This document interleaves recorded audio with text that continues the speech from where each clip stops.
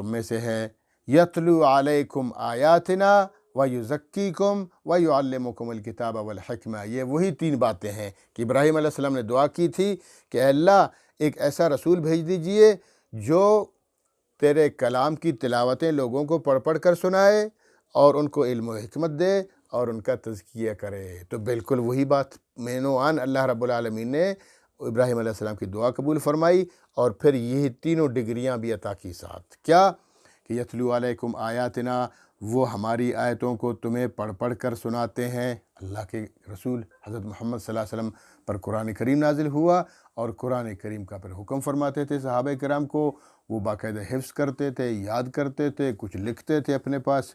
تو انہوں نے قرآن کریم مین و آن شروع سے آخر تک سارا قرآن اللہ رب العالمین کا پیغمبر اسلام صلی اللہ علیہ وسلم نے صحابہ کرام کو اور امت کو سکھا دیا۔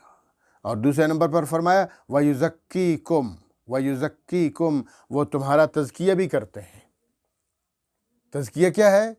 رسومات سے، بدعات سے، خرافات سے، توہمات سے، عجیب عجیب نظریات سے تمہیں ہٹا کر صرف وہ نظریہ دیتے ہیں جو اللہ کا حکم ہے، اللہ کی طرف لاتے ہیں تمہیں۔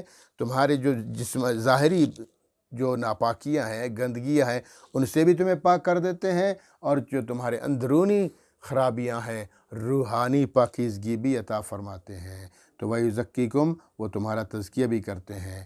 اور تیسرے نمبر پر جو تیسرا اللہ رب العالمین نے ان کا فرض منصبی کرا دیا تھا وہ یہ ہے کہ وَيُعَلِّمُكُمُ الْكِتَابَ وَالْحِكْمَةَ، وہ تمہیں قرآن اور حدیث سکھاتے رہتے ہیں۔ وَيُعَلِّمُكُمْ، تمہیں سکھاتے ہیں الکتاب، اللہ کا کلام، یعنی ایک تو دیکھیں پہلے فرمایا یتلو تلاوت اور چیز ہے، اور اس کو سکھانا اور چیز ہے۔ اس لیے قرآن کریم کا پڑھنا یہ الگ ثواب ہے، ایک الگ فریضہ ہے، اور قرآن کریم کو سمجھ کر پڑھنا اور اس پر عمل کرنا یہ دوسرا فریضہ ہے۔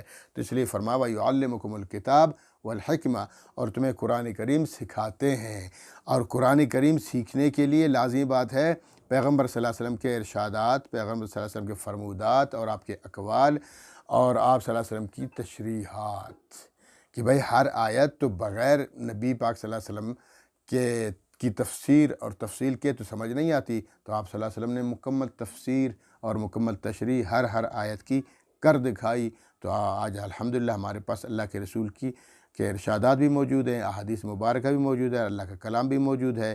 جو آیت سمجھ نہیں آتی ہے تو آپ صلی اللہ علیہ وسلم کے فرمودات کی طرف رخ کرتے ہیں تو پتہ چل جاتا ہے کہ بھئی یہ حکمت ہے۔